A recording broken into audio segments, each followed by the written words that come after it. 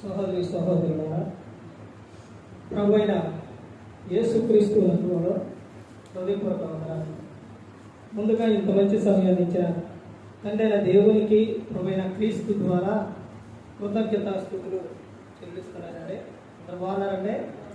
వాక్యం చదువుకొని ప్రార్థన చేసుకున్న తర్వాత పాటలోనికి వెళ్దామండి. మత్తయి గారు రాసిన సువార్త 5వ అధ్యాయం.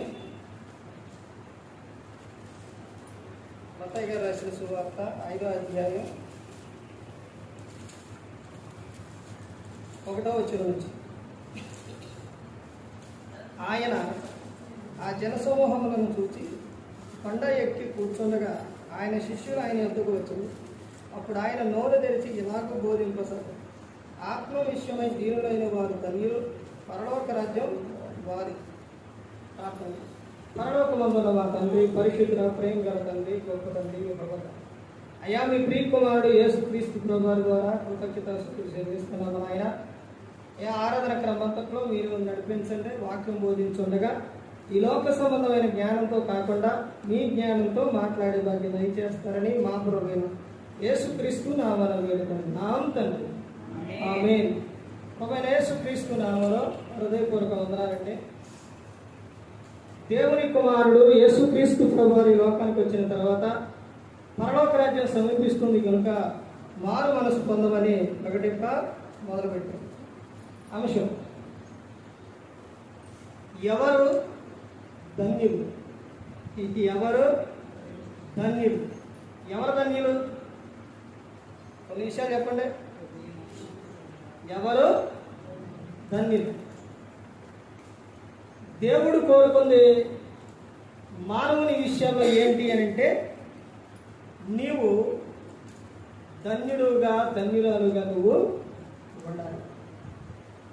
నీవు అన్ని విషయాల్లో నీవు వర్ధిల్లాలి, ఫలించాలి, బాగుండాలి, సంతోషంగా ఉండాలి. దేవుడు కోరుకున్న విషయాలు. పోయిన ఇదే వారం నాడు ఏ అంశం చెప్పాను? దేని గురించి? జారత్వం గురించి. క్లాసులో, బైబిల్ క్లాసులో అపవాదిని ఎదిరించారంటే ఎదిరించారా? అపవాదిని ఎదిరించారా? అపవాది మీరు ఈరోజు ఎదిరించారనుకోండి, ఇంతటితో పోయిందిలే అనుకోలేదు. లేదు, మరలా రేపు వస్తారు, రోజు వస్తూనే ఉంటాడు. అబద్ధం అనుకుంటారా? అబద్ధం చెబుతారు కదా. ఎక్కడుందో బైబిల్లో ఈ విషయం? అపోస్తలుడైన పౌలు గారు ఎఫెసీయులకు రాసిన పత్రిక 6వ అధ్యాయం 10-11 వచనాల నుంచి చూసుకుంటూ వెళితే, అక్కడ ప్రతి దినము కూడా పోరాటమే. ఎవరితో? దురాత్మల సమూహంతో. దేవుడు అపవాదిని అంటే సాతాను చేసిన తర్వాత 3 దూతలు చేశారు. వాటిలోని అపవాది దేవుని మీద తిరగబడ్డాళ్ళకే పరలోకంలో చోటు లేదు. తర్వాత యుద్ధం జరిగింది. తర్వాత అపవాది ఓడిపోదు. అక్కడి నుంచి నెడితే భూమి మీదకి వచ్చి, ఆ తర్వాత ఇవన్నీ కలిసి ఎక్కడున్నాయంటే మధ్య ఆకాశంలో ఉన్నాయి. ఇప్పుడు అక్కడి నుంచి భూమి మీదకి వస్తూ ప్రతి ఒక్కరిని కూడా ఎవరు ఏ ఆలోచన అయితే కలిగి ఉంటారో, ఏ మాట అయితే మాట్లాడతారో దాన్ని బట్టి అపవాది టార్గెట్ చేస్తారు. బైబిల్లో దావీదు గారు, సంసోను గారు, ఇంకా స్త్రీలైనా ఎవరైనా ప్రతి ఒక్కటి కూడా వాళ్ళు కలిగి ఉన్న దాన్ని బట్టి, మాట్లాడిన దాన్ని బట్టి, వాళ్ళ ప్రవర్తన బట్టి వాళ్ళని టార్గెట్ చేసేది. ఇప్పుడు కూడా అంతే. అయితే దేవుడు కోరుకున్న విషయం ఏంటంటే, నీవు ఎలా ఉండాలని దేవుడు కోరుకున్నారనంటే ధన్యుడుగా ధన్యురాలుగా ఉండాలి లోకం. అందుకని యేసుక్రీస్తు ప్రభువారు చెబుతున్న విషయం ఇక్కడ చెబుతున్న ధన్యతల గురించి చెబుతున్నారు. ఎన్ని ధన్యతలన్నీ? 9 ధన్యతలు ఉన్నాయి అని ఆయన చెబుతున్న విషయం. ఆత్మ విషయమై దీనులైన వారు ధన్యులు, పరలోక రాజ్యం వారిది. ఆత్మ విషయంలో ఎలా ఉండాలంట? ఆత్మ విషయమై దీనత్వం కలిగి ఉండాలి. దేవుడు యెషయా గ్రంథం 57వ అధ్యాయంలో ఉంటుంది, ఎవరి యొద్ద ఆయన నివాసం చేస్తారంటే వినయము గల వారి యొద్దనే ఆయన నివాసం చేస్తారు. మీకు అర్థం అవ్వడానికి 2 చెట్లు ఉన్నాయండి. ఒక చెట్టు ఏమో ప్రశాంతంగా ఉంది, ఒక చెట్టు ఏమో పగబగ మండుతూ ఉంది. ఇప్పుడు పక్షులు దేని మీద వాళ్తాయి అంటారు? ప్రశాంతంగా ఉన్న చెట్టు మీదే వాళ్తాయి. అలాగే గైనంట అరిస్తే నువ్వు మధ్యలో కోపపడితే దేవుడు ఉండడు. దేవుడు ప్రతి ఒక్కరి పట్ల ఆయన కలిగి ఉన్నది ఏంటంటే ప్రేమ, తర్వాత దీర్ఘశాంతం. అంటే నువ్వు వినయం కలిగి ఉంటే నీ దగ్గర ఆయన నివాసం చేస్తారు. ఆత్మ విషయమై దీనులైన వారు ధన్యులు, పరలోక రాజ్యం వారిది. దుఃఖపడు వారు ధన్యులు, వారు ఓదార్చబడుతురు. సాత్వికులు ధన్యులు, వారు భూలోకములో స్వతంత్రించుకుందురు. దుఃఖపడినా నువ్వు ధన్యురాలువే, ధన్యుడు. ఏ నిమిత్తం? లోక సంబంధమైన విషయాల్లో కాదు, దేవుని సంబంధమైన విషయం. ఏదన్నా ఒక విషయం, ఒక శ్రమ కానీ బాధ కానీ ఏదన్నా వచ్చిందంటే మనుషులు ఏడుస్తారు, లోకంలో ఏడుస్తుంటారు, ప్రయోజనం ఏమీ లేదు. దేవుని ఎదుట మోకాళ్ళుని నువ్వు ప్రార్థన చేసినప్పుడు, కన్నీరు విడిచినప్పుడు ఆ కన్నీరు హృదయిపోదు, దేవుడు నీకు ప్రతిఫలాన్ని ఇస్తాడు. అందుకని చెప్తున్నారు, దుఃఖపడు వారు ధన్యులు, వారు ఏమవుతారు? ఓదార్చబడు. దేవుని ఎదుట నువ్వు మోకాళ్ళుని నీ ప్రతి ఒక్కటి కూడా దేవునికి చెప్పుకో. దేవుని ఎదుట నువ్వు కన్నీరు కాదు. ఆ తర్వాత నీలోని నీ దేవుని ఎలా ఉంటుందో తెలుసండి, చాలా తేలిగ్గా ఉంటుంది. లోకంలో చెప్పుకున్నా, లోకంలో ఏడ్చినా ఏం చేస్తారనంటే ఆ తర్వాత అవునా అని జాలిగా అప్పుడు మాట్లాడతారు. తర్వాత దాన్ని ఏం చేస్తారు? అందరికీ కూడా చెప్పేస్తారు. దేవుడు అలాగా, దేవుడు ఎవరికి చెప్పడు, ఎవరికి చెప్పడండి. ఇదిగో ఏమా పలానే ఏమైనా ఇలా చేసి ఇంకో చూసావా ఎలా ఏడుతున్నారో, చూసావా ఎలా ఏడుతుందో అని దేవుడు ఇంకొకరికి చెప్పడం. నీ కన్నీటిని ఆయన ఏం చేస్తాడో తెలుసు, బుద్ధిలో దాచి దానికి ఏం చేస్తాడో తెలుసండి, నీకు ప్రతిఫలం ఇస్తాడు దేవుడు. అసలు ఒక విషయం ఏంటంటే నువ్వు ఏడుస్తూ ఉంటే, నువ్వు బాధపడుతూ ఉంటే ఆయన సంతోషించే ఆయన కాదు. మార్తా మరియా సందర్భాల్లో మీకు తెలిసే ఉంది, యోహాను గారు రాసిన సువార్తలో లాజరు ఆయన చనిపోయినప్పుడు అక్కడికి వచ్చినప్పుడు వాళ్ళు దుఃఖపడుతూ ఏడుస్తూ ఉంటే ఏడుగుడు పడండి, బాధపడు, ఏడుగుడు. అవి ఎప్పుడన్నా ప్రార్థనకు వచ్చిందా? ఆ సందర్భంలో గమనించండి, మార్తా మరి ఉంటారు కానీ లాజరు ఎక్కడ కనబడ్డా? ఎప్పుడన్నా ప్రార్థనకు వచ్చిందా? అసలు ఎప్పుడు మీరు ప్రార్థన చేస్తుంటే ఇటు అట్టిరిగిపోయాడు కానీ లేదా వచ్చాడు కాదు కానీ అసలు ఎప్పుడూ కనపడలేదు. ఇప్పుడు ఆయన చనిపోతే మీరు ఏడుతున్నారు, ఏడు బాధపడండి అని ఆయన అనలేదండి. వాళ్ళు ఏడుస్తూ ఉంటే, వాళ్ళు బాధపడుతూ ఉంటే యేసుక్రీస్తు ప్రభువారు ఏం చేశారు? కన్నీళ్లు విడిచారు. చూశారండి, నువ్వు ఏడిస్తే ఆయన బాధపడతారు, ఆయన ఏడుస్తారు. నువ్వు సంతోషిస్తే, నువ్వు సంతోషంగా ఉంటే ఆయన సంతోషంగా. దుఃఖపడు వారు ధన్యులు, వారు ఏమవుతారనంటే ఓదార్చబడుదురు. సాత్వికులు ధన్యులు, వారు ఏమవుతారు? ఏం చేస్తారంటే భూలోకాన్ని స్వతంత్రించుకుంటారు. అబ్బా ఈ ఎంత సాత్వికుడు, ఈ ఎంత మంచోడు అంటుంటారు. వాళ్ళు ఏం చేస్తుంటారనంటే వాళ్ళు భూలోకాన్ని ఏం చేస్తారు? స్వతంత్రించుకుంటారు. తర్వాత ఇంకా ఏమో చెప్తున్నారనంటే చూడండి, నీతి కొరకు ఆకలి దప్పులు గల వారు ధన్యులు, వారు తృప్తిపరచబడుదురు. కనికరము గలవారు ధన్యులు, వారు కనికరము పొందుదురు. హృదయ శుద్ధి గలవారు ధన్యులు, వారు దేవుని చూచెదరు. సమాధానపరచు వారు ధన్యులు, వారు దేవుని కుమారులు అనబడుదురు. నీతి నిమిత్తం హింసింపబడు వారు ధన్యులు, పరలోక రాజ్యం వారిది. నా నిమిత్తం జనులు మిమ్మల్ని నిందించి హింసించి మీ మీద అబద్ధముగా చెడ్డ మాటలల్లా పలుకున్నప్పుడు మీరు ధన్యులు అని చెప్తుంది. ఎవరి నిమిత్తం? ఆయన నిమిత్తం, దేవుని నిమిత్తం. మీ మీద అబద్ధంగా చెడ్డ మాటలు ఎలా పలుకున్నప్పుడు మీరు ఎవరనంటే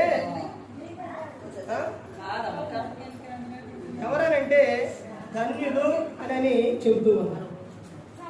ఇప్పుడు ఇవన్నీ చదివించుకుంటూ వెళ్ళింది ఒక్కొక్క విషయాన్ని ఒక్కొక్క మాటని ఎంతసేపు అయినా చెప్పవచ్చు, కానీ 21 విషయం ఉంది. ఎన్నుండే 21 ఉన్నాయి. ఇంత త్వరగా తీసుకోవడానికి కారణం ఏంటంటే పాటలు ఎంతసేపు పాడారో తెలుసండి. స్టార్ట్ చేసింది ఎన్ని గంటలకి? 5:45 స్టార్ట్ చేస్తే 6:45 దాకా పాటలు పాడారు కంట. ఇప్పుడు 21 విషయం వాక్యం చెప్పాలి. ఇప్పుడు ఎంత టైం అవ్వాలి? పాటలు పాడటం మంచిదే, వాక్యం వినటం మంచిదే, అన్నీ మంచిదే. అయితే అన్ని సమయానుకూలంగా వెళదామండి. ఇంకా చెబుతున్న విషయం ఏంటంటే దేవుడు చెబుతున్న ఒక విషయం, నీవు దుఃఖపడుతూ బాధపడుతూ ఉండడం ఆయనకి ఇష్టం లేదు. ఈ దుఃఖం, బాధ, శ్రమ ఇవన్నీ కూడా ఎక్కువగా దేని వలన వస్తాయి అని అంటే పాపం వలన వస్తాయి. దేవుని ఆజ్ఞను అతిక్రమించడం వలన వస్తాయి. నీవు అలా ఉండడం ఆయనకి ఇష్టం లేదు.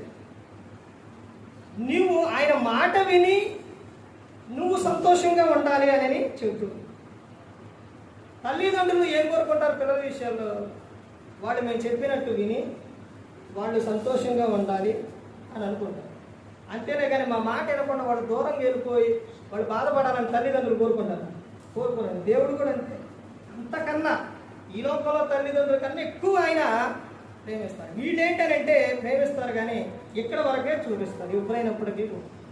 కానీ దేవుడు అలాగా యుగయుగాలు తరతరాలు కూడా మన నిమిత్తం ఆయన ఏం చేస్తున్నారు? తండ్రి యొద్ద బతిమాలు కొనుక్కున్నారు. యేసుక్రీస్తు శిష్యులతో చెప్తారు, నేను ఇక్కడి నుంచి వెళ్ళేది మీకు స్థలం సిద్ధపరచడానికి వేడుచున్నాను, మీకోసం ప్రార్థన విజ్ఞాపన నేను చేస్తాను అని చెప్తాను. దేవుడు నరుణ్ణి ఎప్పుడు కూడా విడిచిపెట్టలేదు. అందుకని నువ్వు ఎలా ఉండాలంటే ధన్యుడు ధన్యురాలుగా ఉండాలి. ఎవరు ధన్యుడు అంటే ఇక్కడ కొన్ని విషయాలు చూసాము. ఇంకా ముందుకెళ్తే చూడండి ఎవరు ధన్యులో చెబుతున్నారు. ఆ కీర్తనలో 41వ కీర్తన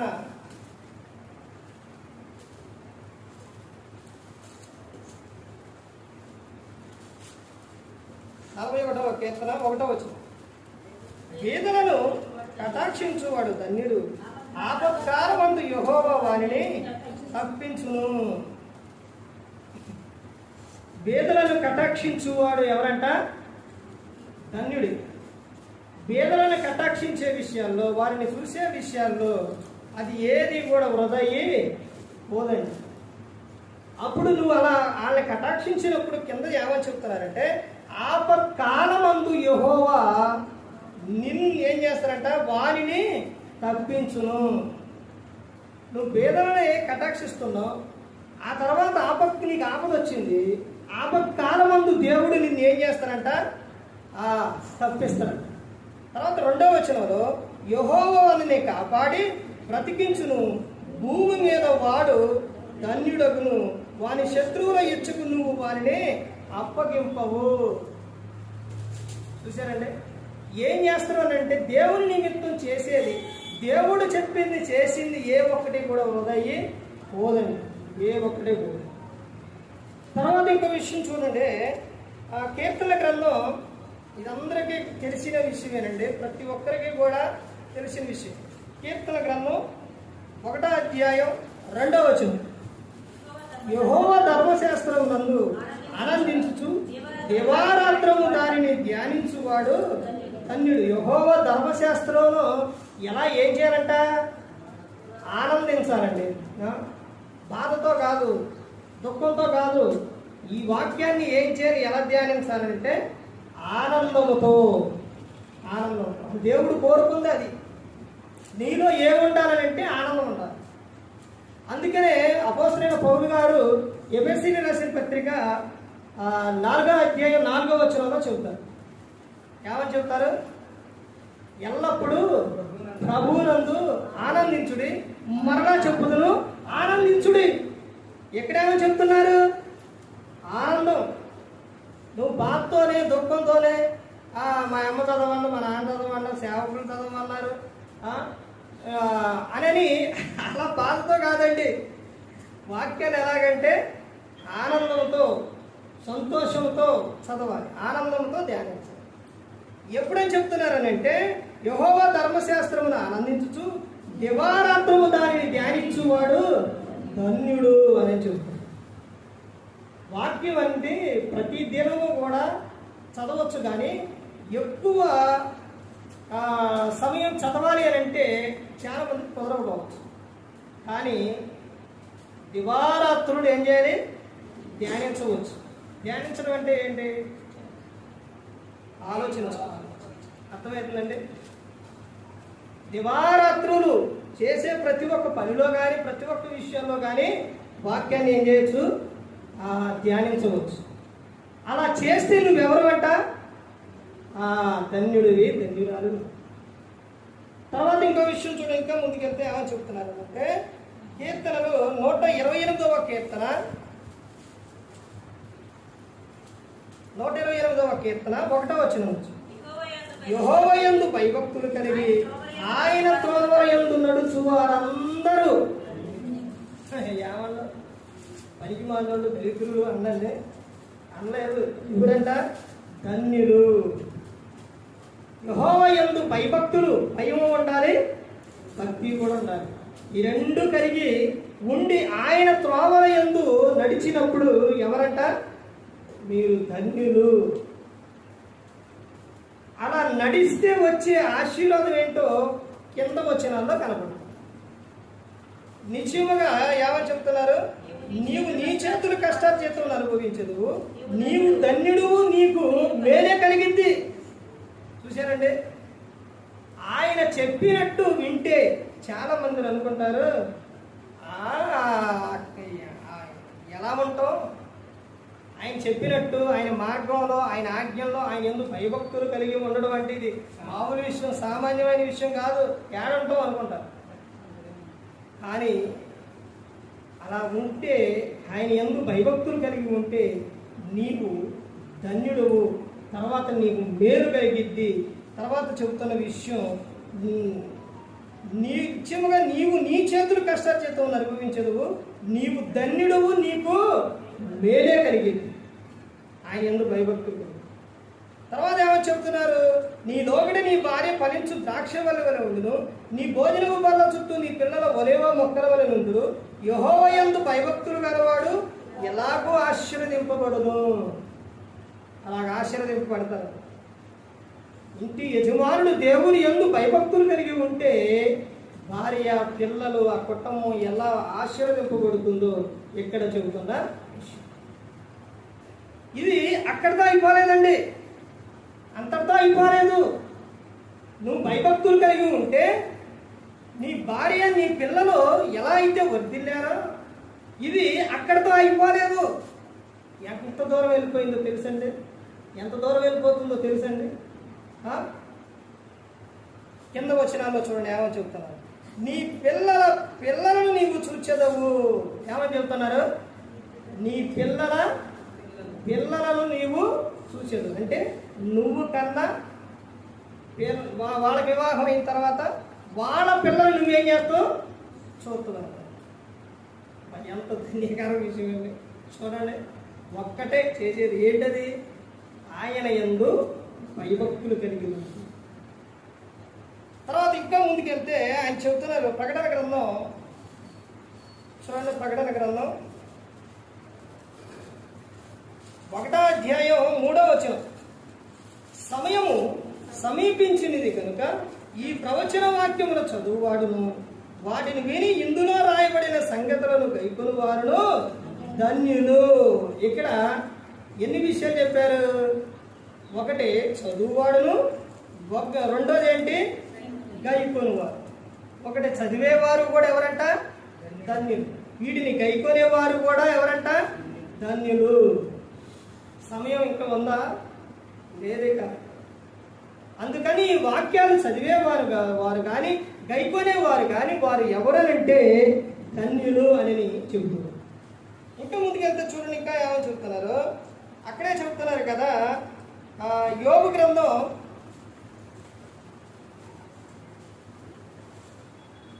5వ అధ్యాయం, యోబు గ్రంథం 5వ అధ్యాయం 17వ వచనం చూడండి. దేవుడు గద్దించు మనుషుడు ధన్యుడు, కాబట్టి శక్తుడకు దేవుని శిక్షను తృణీకరింపకము. దేవుడు గద్దించు మనుషుడు ఎవరంట? ధన్యుడు. దేవుడు ఎందుకు గద్దిస్తారండి? తల్లిదండ్రులు పిల్లలు ఎందుకు గద్దిస్తారు? మంచి మార్గంలో ఉండాలనేగా. ఇప్పుడు ఒక వైపున ఏదన్నా ఒక ప్రమాదం ఉందండి, లేదా అక్కడ ఏదన్నా నీళ్ళు కానీ లేకపోతే ఏదన్నా ఒక గుంట కానీ ఏదన్నా ఉంది, వద్దయ్యా అక్కడికి వెళ్ళొద్దు అని చెప్తే అక్కడికే వెళ్తున్నారు, వద్దయ్యా అని చెప్తే అక్కడికే వెళ్తున్నారు. ఇప్పుడు ఏం చేస్తారు? తల్లిదండ్రులు ఏం చేస్తారు? గద్దిస్తారు. వెళ్ళబాటు అంటారు. అంతగా వెళ్ళకపోతే ఏం చేస్తారు? ఒక దెబ్బ కొడతారు. ఇప్పుడు ఆ గద్దించేది, ఒక కొట్టేది ఆడ మీద ప్రేమ లేక, ప్రేమ ఉందా కాబట్టి ఏం చేస్తారు? గద్దిస్తారు. ఎందుకంటే అక్కడికి వెళ్తే అందులో పడతావు కాబట్టి, ప్రమాణం ఉంది కాబట్టి. అందుకని ఇక్కడ దేవుడు ఏమని చెప్తున్నది? ఇక్కడ చెప్తున్న విషయం ఏంటంటే, దేవుడు గద్దించు మనుషుడు ధన్యుడు. నిన్ను ప్రేమిస్తున్నారు కాబట్టి నిన్ను గద్దిస్తున్నారు. నువ్వు ఆయన దృష్టిలో ఉన్నావు కాబట్టి దేవుడు నిన్ను గద్దిస్తున్నారు. అప్పుడు మనుషుడు ఏమని చెప్తున్నాడు? ఏం చేయకూడదంటే, కాబట్టి సర్వశక్తులకు దేవుని శిక్షను తృణీకరింపవద్దు. ఇప్పుడు తల్లిదండ్రుల మాట పిల్లలకు వినలేదనుకోండి, ఏం జరిగింది? వాళ్ళకి సంతోషం. అర్థమవుతుందంటే, వాళ్ళ మాట వినకపోతే నువ్వు నన్ను గద్దెత్తువా, నువ్వు నన్ను కొడతావా, నాకు ఈ చెబుతావా అని అన్నారనుకోండి, ఎదురు తిరిగారనుకోండి, ఎవరికి ప్రమాదం? వాళ్ళకు. అదేవిధంగా దేవుడు కూడా గద్దించినప్పుడు ఇక్కడ ఏమని చెప్తున్నారు? నువ్వు తృణీకరింపవద్దు. ఆయన మాటను నువ్వు నాకు చెబుతావా, నన్ను గద్దిస్తావా అని మాత్రము నరుడు అనకూడదు. తర్వాత ఇంకా ఏమని చెప్తున్నారంటే, కీర్తన గ్రంథం 2వ కీర్తన 12వ వచనం.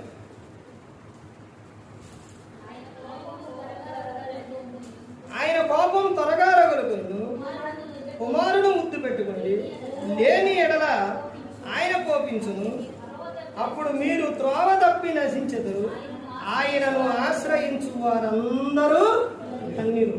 ఎక్కడ ఒక్కడా, ఇద్దరా? అందరూ. భూమి మీద ఉన్న ప్రతి ఒక్కరు కూడా ఆయనను ఆశ్రయించినప్పుడు వారందరూ కూడా ఎవరంట? ధన్యులు అని చెప్తున్నారు. ఇంకా ఎవరు ధన్యులు అని చెప్తూ ఉన్నారంటే, చూడండి 84వ కీర్తన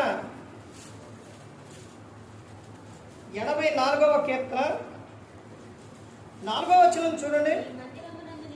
నీ మందిరమునందు నివసించువారు ధన్యులు, వారు నిత్యము నిన్ను స్తుతించెదరు. ఆయన మందిరమునందు నివసించే ప్రతి ఒక్కరూ కూడా ఎవరనంటే ధన్యులు.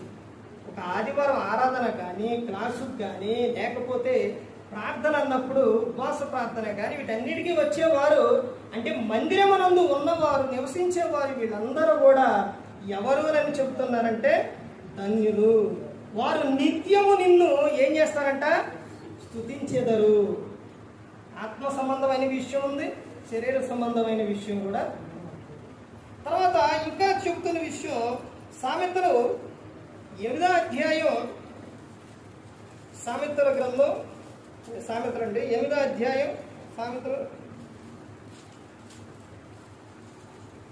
32 చూడండి. కావున పిల్లలారా, నా మాట ఆలకించుడి, నా మార్గమును అనుసరించు వారు ధన్యులు. కావున పిల్లలారా. ఇప్పుడు భక్తులు బైబిల్లో వాడు చెప్పినప్పుడు దేవుడు మాట్లాడుతున్న సందర్భాల్లో ఒకటి, దేవునికి భూమి మీద ఉన్న ప్రతి ఒక్కరూ కూడా ఎవరనంటే పిల్లలే. ఇప్పుడు నేను దేవుణ్ణి నమ్ముకున్నా అంటే దేవుడు నాకు తండ్రి, నేను ఆయనకు కుమారుడు. ఇప్పుడు మా పాప నమ్ముకుంది, ఆమె ఇప్పుడు తండ్రి, దేవుడు ఆమెకు నాకు తండ్రి కాబట్టి ఆమెకు, ఆ పాపకు తాత అవుతురా అవునండి, ఆమె కూడా ఏమవుతారు? తండ్రే అవుతారు. అందుకని ప్రతి ఒక్కరిని కూడా దేవుడు ఎలా పిలిచారనంటే పిల్లలారా. భక్తులు కూడా గ్రంథంలో సేవకులు వాళ్ళు కూడా ఎలా సంబోధించి ఎలా చెప్తారనంటే చిన్న పిల్లలారా. ఇక్కడ చెప్తున్న సందర్భం చూడండి, ఏమని చెప్తున్నారనంటే ఏమని చెప్తున్నారు? ఎన్నో వచ్చినామండి. కావున పిల్లలారా నా మాట ఆలకించుడి, నా మార్గములను అనుసరించు వారు ధన్యులు. అంటే ఆయన మార్గాన్ని అనుసరించేవారు ఎవరు అని అంటే ధన్యులు. తర్వాత చదవండి ఏమో చెప్తున్నారు. ఉపదేశమును నిరాకరింపక దాన్ని అవలంబించి జ్ఞానులై ఉండి అనుదినము నా గడప యొద్ద కనిపెట్టుకొని నా ద్వారబంధముల యొద్ద కాచుకొని నా ఉపదేశము వినువారు ధన్యులు. ద్వారబంధముల యొద్ద ఉండి కాచుకొని ఆయన ఉపదేశం వినువారు ధన్యులు. ఇప్పుడు వింటున్న మీరందరూ కూడా ఎవరంట? ధన్యులు అని చెప్తారు. ఇంకా ముందుకెళ్తే ఇంకా సందర్భం ఏమని చెబుతున్నారంటే సామెతలు 3వ అధ్యాయం, ఇంకా చదివించుకోవడం శాంసం ఏమైతుందండి చూడండి. సామెతలు 3వ అధ్యాయం 13వ వచనం, జ్ఞానం సంపాదించిన వాడు ధన్యుడు. నువ్వేం సంపాదించుకోవాలంట? నీకు ఎన్ని ఉన్నా కానీ నీకేముండాలి? జ్ఞానం ఉండాలి. ఆ సందర్భం అది ఒక అంశం అయితే ఎక్కువ దాన్ని చెప్పుకొని వెళ్ళి, అందుకని నువ్వు జ్ఞానం కలిగి ఉండాలి. జ్ఞానాన్ని నువ్వేం చేయాలి? అన్నీ ఇచ్చి నీ కలిగిన ఉన్న వాటిని అన్నీ ఇచ్చి నువ్వేం సంపాదించుకోవాలి చెప్తున్నారు? కొనుక్కో జ్ఞానాన్ని. ఆ జ్ఞానమే నిన్ను కాపాడుతుంది, నిన్ను నడిపిస్తుంది. తర్వాత ఇంకా ఏమో చెప్తున్నారంటే కీర్తన గ్రంథం 33:12 చూడండి. కీర్తన గ్రంథం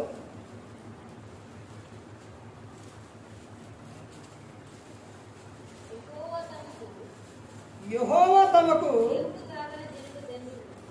దేవుడు కాగల ఏమని చెప్తున్నారు? దేవుడు కాగల జనులు ధన్యులు, ఆయన తనకు స్వాస్థ్యంగా ఏర్పరచుకొని జనులు ధన్యులు.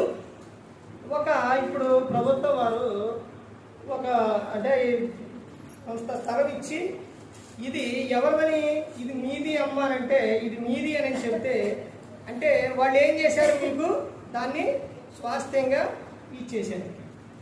అలాగే ఇక్కడ ఏమని చెప్తున్నారంటే యెహోవా తమకు దేవుడుగా కలగల జనులు ధన్యులు, ఆయన తనకు స్వాస్థ్యముగా ఏర్పరచుకొని జనులు ధన్యులు. స్వాస్థ్యముగా అంటే దేవునికి మీరు ఏమైపోయారు? స్వాస్థ్యం, మీరు సొంతం అని చెప్తున్నారు. అలా అయిన వారు ఎవరనంటే ధన్యులు అని చెప్తున్నారు. ఇంకా ముందుకెళ్తే ఇంకా ఏమని చెప్తున్నారంటే కీర్తన గ్రంథం 144వ కీర్తన 144వ కీర్తన 15వ వచనం చూడండి. ఇట్టి స్థితి గల వారు ధన్యులు, యెహోవా తమకు దేవుడు గల జనులు ధన్యులు. అంటే దేవుని కలిగిన మీరందరూ కూడా ఎవరు అని అంటే ఎవరంట? ధన్యులు. ఏమండి, ఎవరైనా ఒక నాయకుడు కానీ ఎవరైనప్పటికీ లోకంలోని వచ్చి ఇలా పిలిచి లేకపోతే ఇలా జతేసుకొని దగ్గర తీసుకుంటే ఎంత సంతోషిస్తారండి. కానీ ఈ సృష్టిని చేసిన ఆయన, సృష్టికర్త, ఆయనే మనకు దేవుడుగా ఉన్నారంటే ఎంత ధన్యులు అండి. ఒక్కసారి ఆలోచించండి. తర్వాత ఇంకా ముందుకెళ్తే ఇంకా ఏమని చెప్తున్నారంటే 119వ కీర్తనలో చూడండి. 119వ కీర్తన 1వ వచనం నుంచి, యెహోవా ధర్మశాస్త్రమును అనుసరించి నిర్దోషముగా నడుచుకుని వారు ధన్యులు, ఆయన శాస్త్రమును గైకొనుచు పూర్ణ హృదయంతో ఆయనను వెతుకువారు ధన్యులు. చూశారండి, అసలు దేవుని విషయాల్లో, దేవుడు చెప్పినట్టు చేసేవారి విషయాల్లో ప్రతి ఒక్కరూ కూడా ఏమని చెప్తున్నారంటే నువ్వు ధన్యుడివే, ధన్యుడు. ఇంకా ఆయన చెప్తున్న విషయం ఏంటంటే తర్వాత లూకాసు సువార్త 6వ అధ్యాయం, లూకాసు సువార్త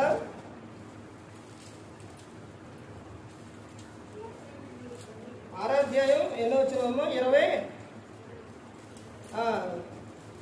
చదువున్నాం 20 వచ్చిన. అంతటా ఆయన తన శిష్యుల తట్టు పారచూచి ఇట్లనే, వేదమైన మీరు ధన్యులు, దేవుని రాజ్యం మీది. ఇప్పుడు ఆకలి కొనుచున్న మీరు ధన్యులు, మీరు తృప్తిపరచబడుదురు. ఇప్పుడు ఏడ్చుచున్న మీరు ధన్యులు, మీరు నవ్వుదురు.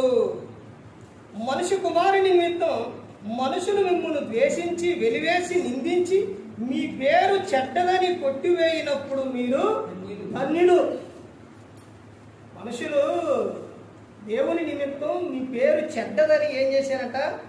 కొట్టేశారు. తీసేసినప్పుడు కూడా మీరు ఎవరని చెప్తున్నారని అంటే ధన్యులే అని చెప్తున్నారు. దేవుని నిమిత్తం, దేవుని పని నిమిత్తం కానీ ఒక మాట కానీ ఒక ఏదైనా అడ్డప్పుడు కూడా మీరు ఎవరంట? ధన్యులు అని చెప్తున్నారు. అంటే దేవుడు భూమి మీద కోరుకున్నది ప్రతి ఒక్కటి ఏమిటి అని అంటే నువ్వు ధన్యులుగా ధన్యురాలుగా.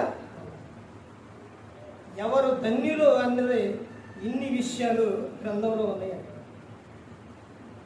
ఆయన శాస్త్రములను, ఆయన ఆజ్ఞలను, ఆయన ధర్మశాస్త్రమును అనుసరించువారు, గైకొనువారు, చదువువారు, వినువారు, ఇవందరూ ప్రతి ఒక్కరూ కూడా ఎవరనంటే ధన్యులే. మరి ఇప్పుడు ఎప్పుడు మీరెవరు? ధన్యులు. ధన్యులైన మీరు ఎంత అదృష్టవంతులండి. ఒక విషయంగా ఆయన యుద్ధకు వచ్చిన వారు ప్రతి ఒక్కరూ కూడా ధన్యులండి. దేవుడు మిమ్మల్ని ఏం చేశారనంటే మిమ్మల్ని పిలుచుకున్నారు. ఆయన పిలిచిన తర్వాత దేవుడు ఆశ్రయించు వారందరూ, అంటే దేవుడు తండ్రి ఆశ్రయించు వారందరూ కూడా, అంటే ప్రతి ఒక్కరూ కూడా ఎక్కడికి వస్తారనంటే దేవుడు పిలిచినప్పుడు ఆయన సంఘంలోకి వస్తారు. ఆయన యుద్ధకు వచ్చినప్పుడు యేసుక్రీస్తు ప్రభువారు ఏ ఒక్కరిని కూడా త్రోసివేయువాడు ఆడండి. త్రోసివేయుడు. నువ్వు ఒక పొరపాటున ఒక అబద్ధం ఆడినా, ఒక తప్పు అయినా, ఏదైనప్పటికీ కూడా మనిషి ఏమనుకుంటాడు? అయిపోయింది నా పని, ఇంకా నేను ఎందుకు మందిరానికి వెళ్ళాలి అనుకుంటాడు. కానీ దేవుడు ఏం చేస్తాడంటే అందులో నుంచి నిన్ను ఆ తప్పు సరిచేపించి ఒప్పించి ఆయన యొద్దకు నిన్ను పిలుచుకుంటాడు. కానీ నిన్ను మాత్రం విడిచిపెట్టు. కానీ నరుడు ఏం చేస్తాడంటే నేను అబద్ధం ఆడాను, ఇక నేను దేవుని సన్నిధికి నేను వెళ్ళలేక నేను ఇది చేశానుగా వెళ్ళను అని లోకంలోకి వెళ్ళిపోతాను. అర్థమవుతుందండి? అలా వెళ్ళిపోతే చాలా ప్రమాదం. దేవుని యొద్దకు వచ్చు వారికే ఏం కలుగుతుందంట? విశ్రాంతి, శాంతి. అందుకని యేసుక్రీస్తు ప్రభువారు ఇద్దరు కుమారుల గురించి ఒక ఉపమానం చెబుతారు. వాళ్ళలోని చిన్న కుమారుడు తన ఆస్తి అంతా తీసుకొని పోయి ఆ మొత్తం కూడా దుర్వ్యాపారం పాలు చేసి అయిపోయిన తర్వాత ఎంత ఇబ్బంది పడ్డాడంటే ఎక్కడి వరకు వెళ్ళండి? పందులు తినే పొట్టు వరకు వెళ్ళింది. ఇప్పుడు తాను ఒక మాట అనుకుంటాడు. అలా అనుకోకుండా ఏమనుకుంటున్నాడు? అనేక పని వారు ఉన్నారు, వాళ్ళకే సమృద్ధిగా ఆహారం దొరుకుతుంది, నేను ఆయన దగ్గరికి వెళ్తాను. వెళ్ళేటప్పుడు వెళ్ళిన తర్వాత ఏమని చెప్తున్నాను అనుకున్నాడు? తండ్రి యొద్దకు వెళ్ళి, తండ్రి, సృష్టికర్త అయిన దేవునికి నీకును విరోధముగా నేను పాపం చేశాను, తప్పు చేశాను, నన్ను క్షమించు అని నేను అడుగుతానని అనుకొని అక్కడి నుంచి వచ్చేసి, ఇప్పుడు అలా అనుకోకుండా అక్కడే ఉండిపోతే తండ్రి యొద్దకు రాకపోతే ఎలా ఉండిద్ది అంటారు? ఇప్పుడు తినే వరకే దొరకలా. ఆ తర్వాత బట్టలన్నీ ఇదైపోతాయి, సినిగిపోతాయి, జుట్టు పెరిగిద్ది, అసలు గుర్తుపట్టని స్థితిలోకి వెళ్ళిపోతాయి. కానీ తిరిగి తండ్రి యొద్దకు వచ్చినప్పుడు ఎలా ఉన్నాడు? ఎలా ఉందండి? తెలియదు మీకు? నేను అడగలే, నేనే చూసొచ్చా, మీరెవరు చూడలేదా? ఎవరు వల్ల బైబిల్ గ్రంథంలో ఉందండి. ఆ కుమారుడు వస్తూ ఉంటే పరిగెత్తుకుంటూ వెళ్ళి కౌగిలించుకొని మెడ మీద ముద్దు పెట్టుకొని అక్కడ ఉన్న వాళ్ళందరూ కూడా మరి యజమానుడు వెళ్తూ ఉంటే ఉరుకుతూ ఉంటే కుమారు దగ్గరికి వెళ్తుంటే మరి వీళ్ళు ఆగుతారా? వీళ్ళు కూడా ఏంటని వస్తారు కదా. వచ్చినప్పుడు వస్తా చెప్పిన విషయం ఏంటంటే ఆ కుమారుడు తప్పిపోయి దొరికిండు, చనిపోయి బ్రతికిండని ప్రశస్తమైన వస్త్రాలు తెచ్చి తొలగించండి, గొప్ప విందు చేసే. ఇప్పుడు అదే అక్కడ ఉంటే ఆ లోకంలో ఉంటే ఇవన్నీ జరిగాయా? జరిగాయి కాదండి. అలాగే మనుషులు యేసుక్రీస్తు ప్రభువు చెప్పింది ప్రతి ఒక్కటి మన కోసమే. అర్థమవుతుందండి. మన బలపరచడానికి ఆయన చెప్పిన ప్రతి ఒక్క ఉపమానం కూడా అర్థం అవ్వడానికి. ఏంటి అని అంటే ఇందులో ఉన్న అర్థం, ఇదిగో నువ్వు లోకాలలోకి నువ్వు తండ్రిని ఎదిరించి నువ్వు వెళ్ళావు, కానీ ఇంకా అలాగే నువ్వు ఉంటే, తండ్రి యొద్దకు రాకుండా ఉంటే చాలా ఇబ్బంది పడతావు, చాలా బాధ. ఆ చిన్న కుమారుడు కానీ అక్కడే ఉంటే చాలా ఇబ్బంది పడేది. తండ్రి యొద్దకు వచ్చింది కాబట్టి అన్నీ దొరికినాయి, సమస్తం కూడా ఆనందం. అలాగే దేవుని యొద్దకు వస్తే ఆయన ఏమిస్తారో ఏమిస్తారండి. మత్తయి సువార్త 11:28-29 వచ్చిన, ప్రయాసపడి భారం మోసుకొనుచున్న సమస్త జనులారా నా యొద్దకు రండి, నేను మీకు విశ్రాంతిని ఇస్తాను. నేను సాత్వికుడను, తేన మనసు గలవాడును కనుక నా యొద్దకు రండి. తాడి ఎత్తుకొని నా యొద్దకు రండి, నా యొద్ద నేర్చుకోండి. నేను మీ ప్రాణాలకు ఏమి ఇస్తానంట? విశ్రాంతిని ఇస్తాను, శాంతిని ఇస్తాను, సమాధానాన్ని ఇస్తాను. నేను మిమ్మల్ని విడిచిపెట్టను. దేవుణ్ణి ఆయన యొద్దకు వచ్చిన వారినే ఆయన విడిచిపెట్టడు. లోకంలో ఉన్న వారి కోసం ఆయన చేస్తున్న ఒక త్యాగం ఏంటో తెలుసండి. అందరి పట్ల ఆయన ఏం చేస్తున్నారంట? దీర్ఘశాంతం చూపిస్తాడు అందరి పట్ల, దీర్ఘశాంతం. ఎందుకని? అందరూ అంతటా కూడా మారు మనసు పొందారు. మరి అందరి పట్ల అలా కలిగి ఉన్న ఆయన, మరి ఆయన యొద్దకు వచ్చిన నిన్ను ఎలా విడిచిపెడతారు? ఎప్పుడు కూడా ప్రతి ఒక్క విషయంలో దేవుని యొద్దకు నేను వెళ్ళను, అంటే మందిరానికి నేను వెళ్ళను, నేను ఆయన మాటలు వినను, నేను ఎందుకు వెళ్ళాలని మాత్రం అసలు రానియొద్దు అనుకోవద్దండి. ఎంత చెప్పిన తర్వాత కూడా మీరు అలా అనుకుంటే మీకు అర్థం కానట్టే. అర్థమవుతుందండి.